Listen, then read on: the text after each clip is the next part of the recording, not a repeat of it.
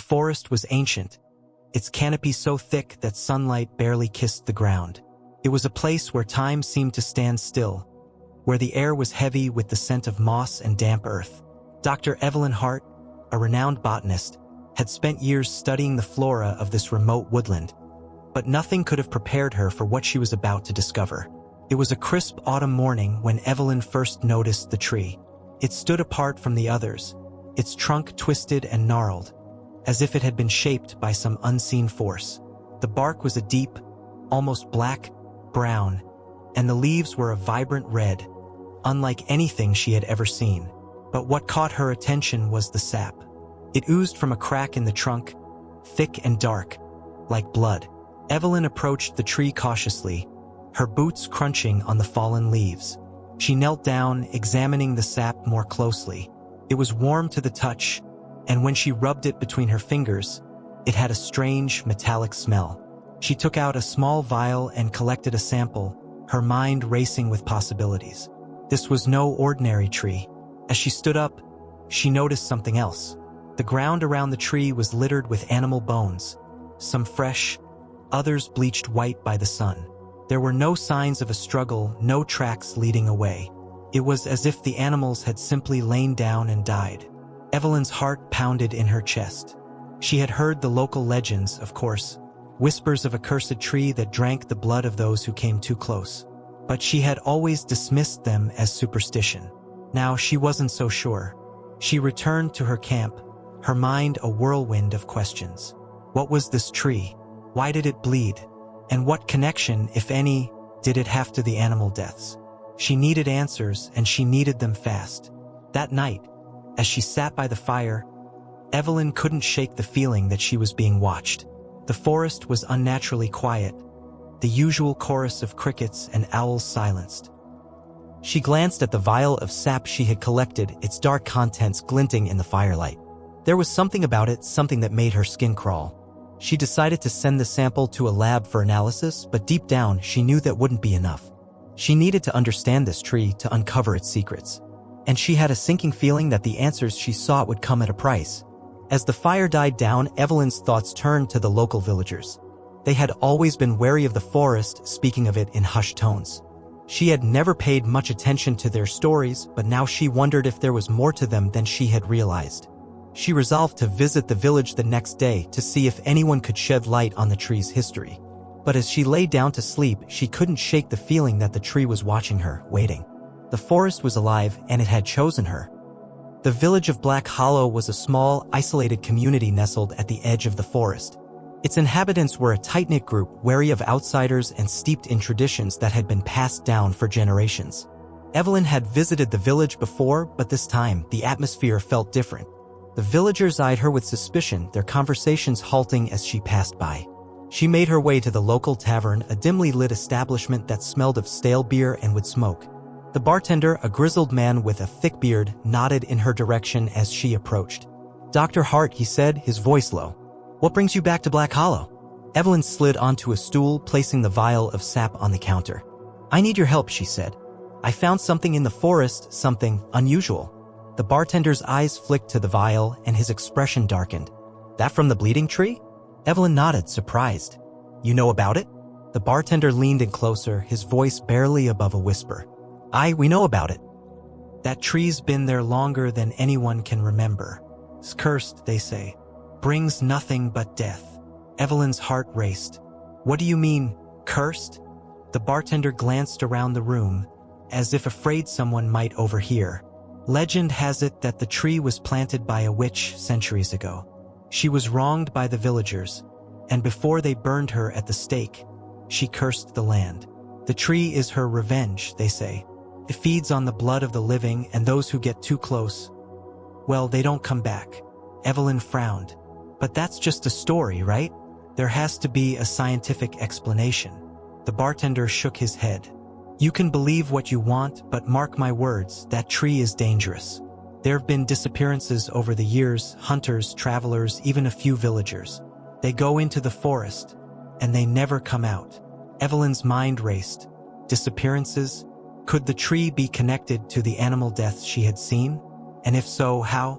She thanked the bartender and left the tavern, her thoughts in turmoil. The villagers' stories were just that, stories. But there was no denying the strange properties of the tree's sap or the eerie silence of the forest. As she walked through the village, she noticed a small crowd gathered around a notice board. Curious, she approached and saw a series of missing persons posters. The faces were haunting: men, women, even children, all vanished without a trace. Evelyn's stomach churned. She had to find out more. She spent the rest of the day interviewing the villagers, piecing together fragments of information. The disappearances had been happening for decades, always in the vicinity of the forest. Some claimed to have seen strange lights in the trees. Others spoke of hearing whispers on the wind. But no one had ever found any evidence, no bodies, no clues. As the sun began to set, Evelyn returned to her camp, her mind a whirlwind of questions. The tree was at the center of it all. She was sure of it.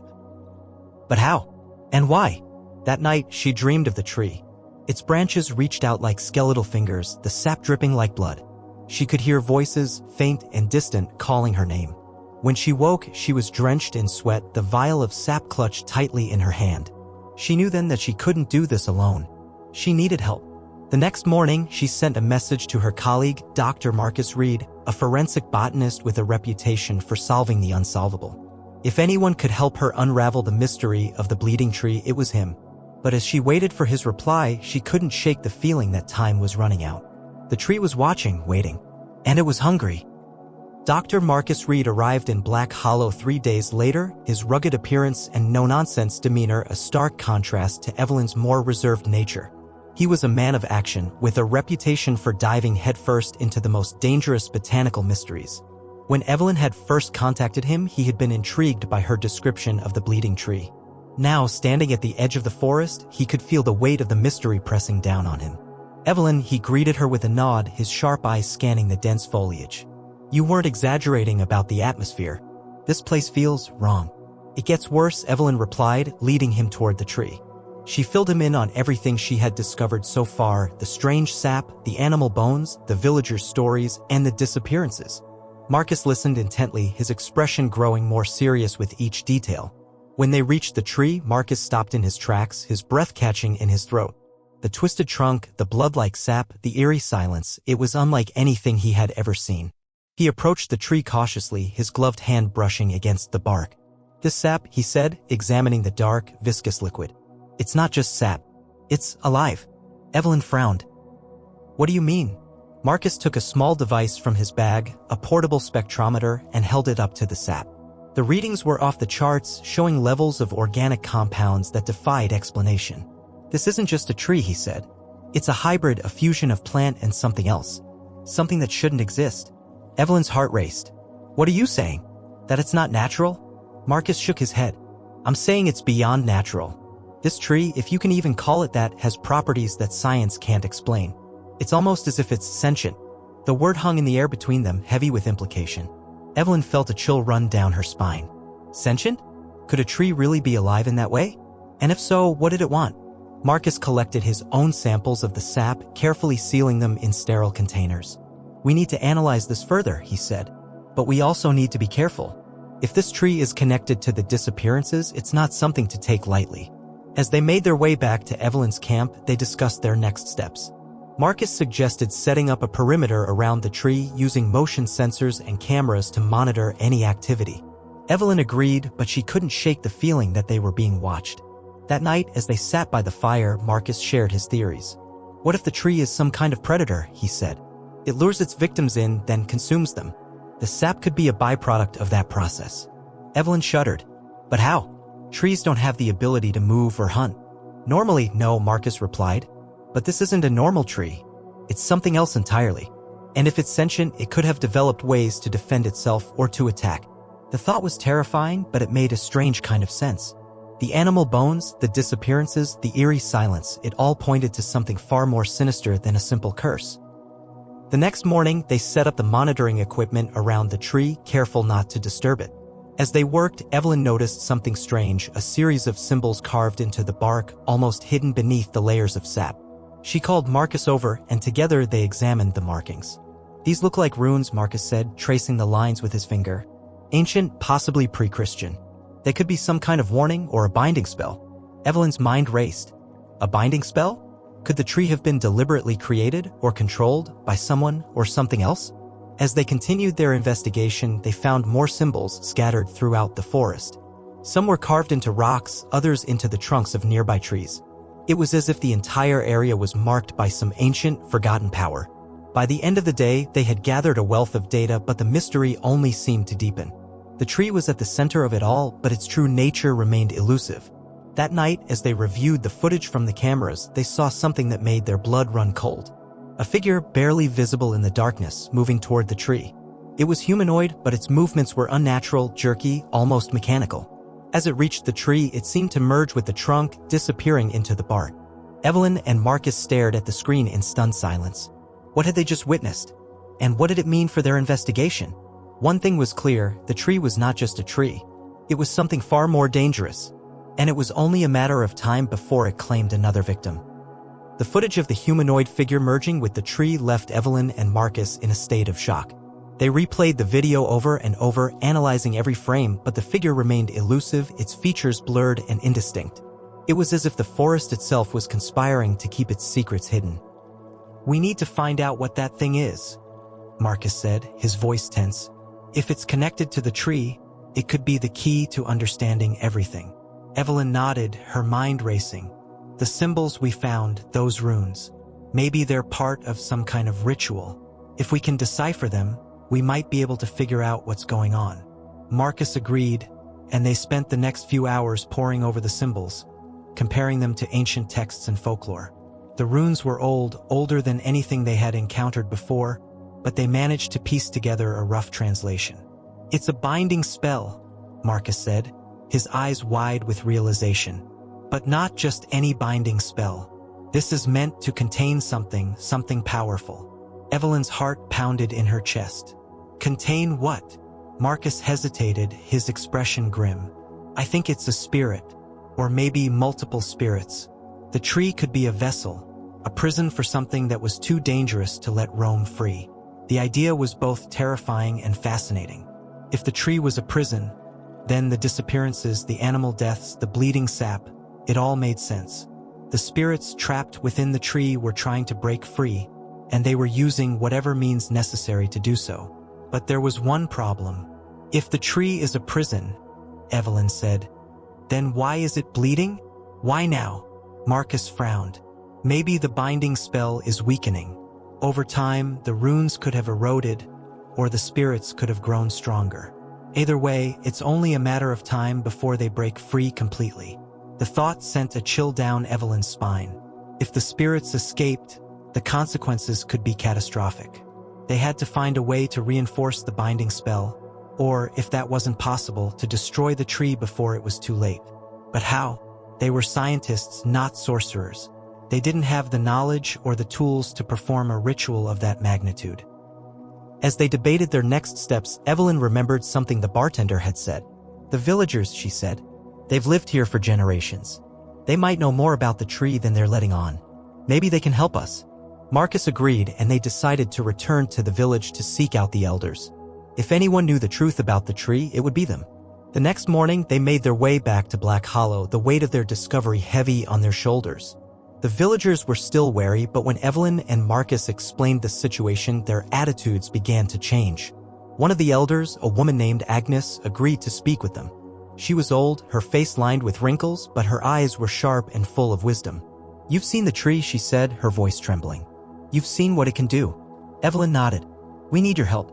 We think the tree is a prison for something dangerous, and the binding spell is weakening. If we don't do something, it could break free." Agnes sighed, her expression grave. "The tree is older than any of us. It was here long before the village, long before the forest. The stories say it was created by a powerful shaman, someone who knew the old ways.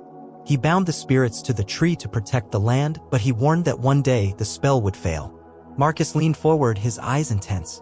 "Do you know how to reinforce the spell? Or how to destroy the tree?" Agnes hesitated, then nodded. "There is a ritual.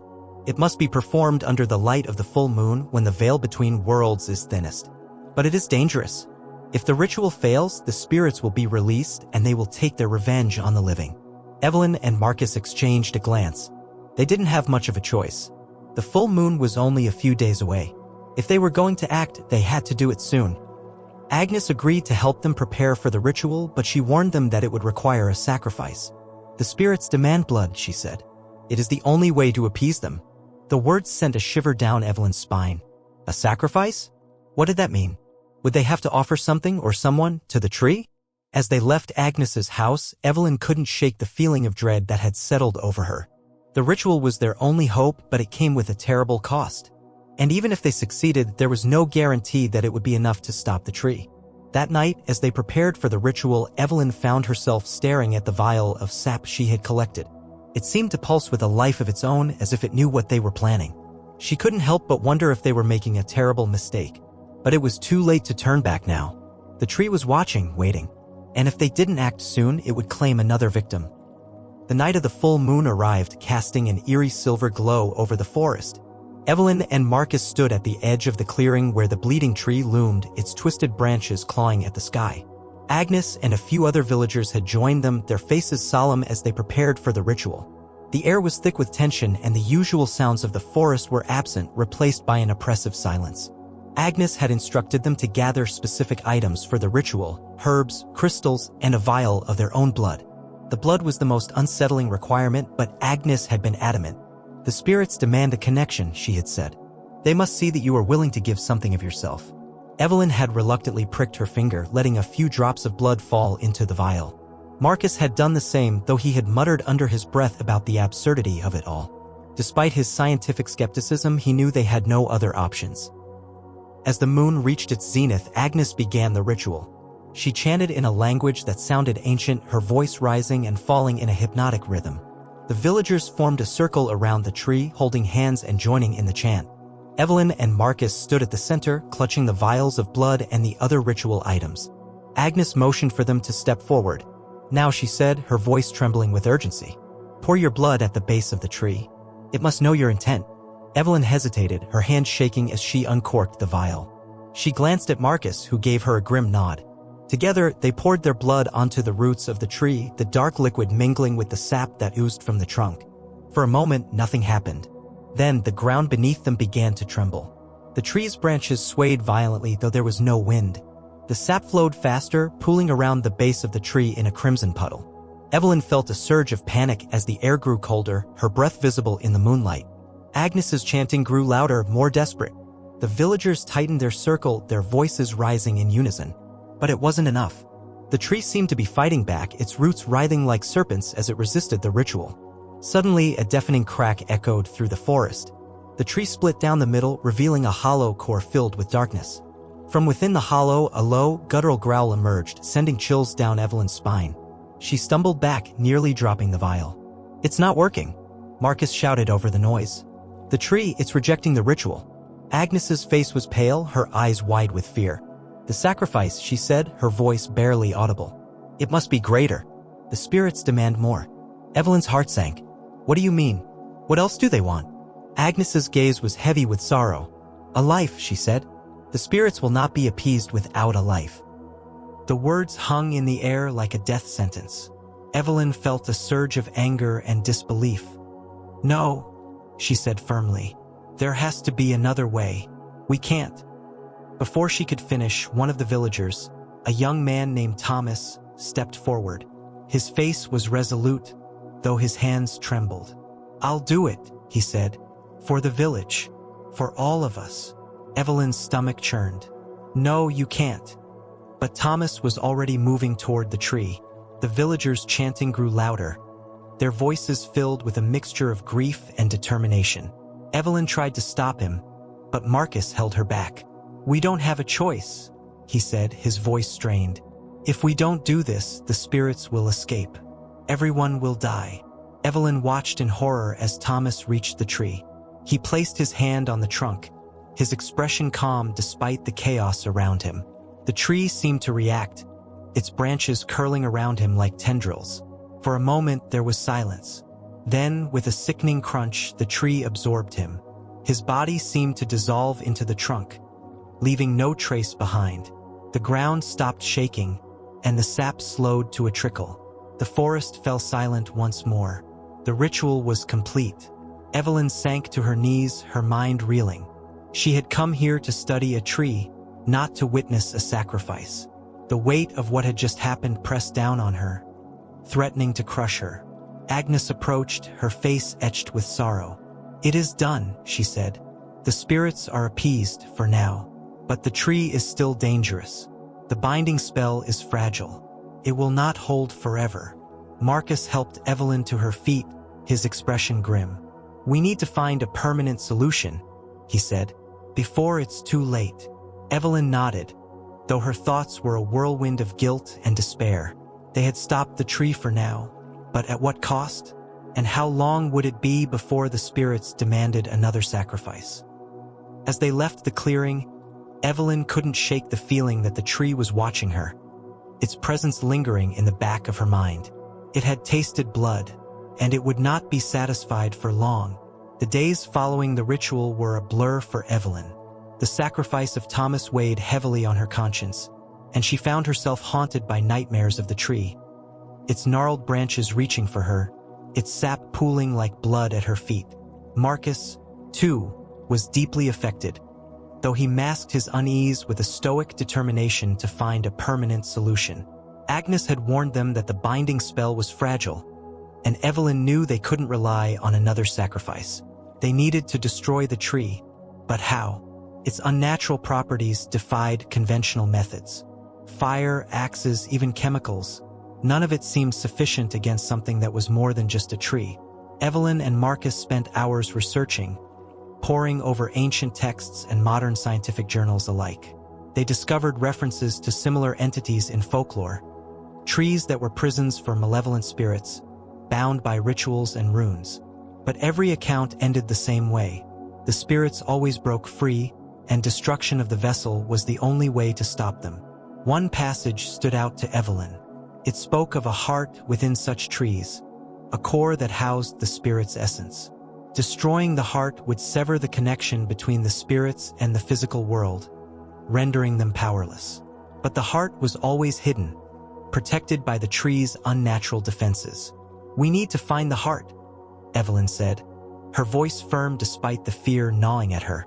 "If we can destroy it, we can end this." Marcus nodded, though his expression was grim.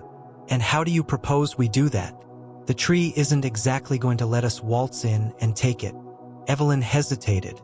She had been turning an idea over in her mind, one that terrified her but seemed like their only option. "We need to go inside the tree," she said. "The hollow where Thomas disappeared, that's where the heart must be." Marcus stared at her, his disbelief evident. "You're talking about walking into a sentient, blood-drinking tree that's already killed who knows how many people. That's suicide. What other choice do we have?" Evelyn shot back. "We can't just leave it here. The next time the binding spell weakens, more people will die. Maybe the entire village. Maybe worse." Marcus sighed, running a hand through his hair. "You're right. But if we're going to do this, we need a plan. And we need to be prepared for whatever's in there." They spent the next day gathering supplies, flashlights, ropes, knives, and anything else that might help them navigate the tree's interior. Agnes provided them with a vial of a potent herbal mixture, claiming it would protect them from the spirit's influence. Evelyn wasn't sure she believed in its power, but she took it anyway. As night fell, they returned to the clearing. The tree loomed before them, its twisted form even more menacing under the pale light of the moon. The hollow where Thomas had disappeared was still there, a gaping maw in the trunk that seemed to pulse with a faint, sickly glow. Evelyn took a deep breath, her heart pounding. "Ready?" she asked, her voice barely above a whisper. Marcus nodded, though his face was pale. "Let's get this over with." They stepped into the hollow, the air growing colder with each step. The interior of the tree was unlike anything they had ever seen. The walls were lined with veins that pulsed with a dark, viscous fluid, and the ground beneath their feet was soft, almost spongy. The faint glow came from deeper within, casting eerie shadows on the walls. As they ventured further, the air grew heavier, and Evelyn felt a pressure in her chest as if the tree itself was trying to crush her. She clutched the vial of herbal mixture tightly, hoping it would provide some protection. Suddenly, the ground beneath them shifted and they stumbled forward into a larger chamber. At the center was the heart, a pulsating, fleshy mass suspended in a web of roots and veins. It glowed with an unnatural light, and Evelyn could feel its malevolence radiating through the air. "That's it," Marcus whispered. "The heart." Before they could move, the chamber began to tremble. The roots around them writhed like snakes, and a low, guttural voice filled the air. "You dare disturb us?" it hissed, the words echoing in their minds. "You will join the others." Evelyn's breath caught in her throat. The spirits were aware of their presence, and they were angry. "Now!" Marcus shouted, pulling a knife from his belt. He lunged at the heart, slashing at the roots that held it in place.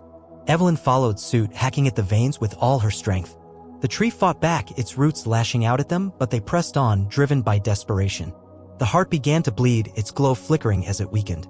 The voice grew louder, more frantic, but Evelyn ignored it, focusing on her task. With one final slash, Marcus severed the last root and the heart fell to the ground, its light fading. The chamber shook violently and the walls began to collapse. "We need to get out of here," Evelyn shouted, grabbing Marcus's arm. They ran back the way they had come, the tree crumbling around them. Just as they reached the hollow, the ground gave way and they tumbled out into the clearing. Behind them, the tree let out a final, deafening roar before collapsing in on itself. The ground trembled and then everything was still. Evelyn lay on the ground, gasping for breath. The tree was gone, reduced to a pile of splintered wood and dark, lifeless sap. The forest was silent, but for the first time it felt like a natural silence, not the oppressive quiet of something watching and waiting. Marcus sat up, his face streaked with dirt and sweat. "We did it," he said, his voice filled with disbelief. "It's over." Evelyn nodded, though her relief was tempered by the memory of what they had lost. Thomas, the villagers who had disappeared, the countless lives the tree had claimed, they would never be forgotten. As they made their way back to the village, Evelyn couldn't help but feel a sense of closure. The tree was gone, its curse lifted, but she knew that the forest still held secrets and that there were other mysteries waiting to be uncovered. For now, though, she was content to leave the forest behind. The tree that bled was no more, and that was enough.